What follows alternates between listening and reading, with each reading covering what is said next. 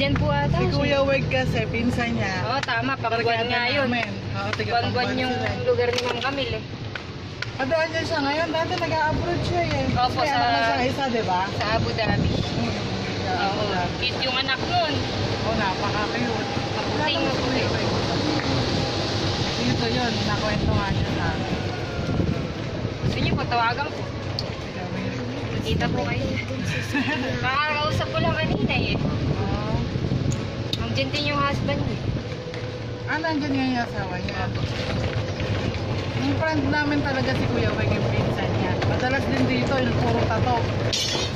Yung guwapo. Oo, yun. Guwapo ba? Si Kuya Weg. Yung may tsura. Medyo may nagkakaedad na si Kuya Weg, kaya ano. Ito po yung house model namin.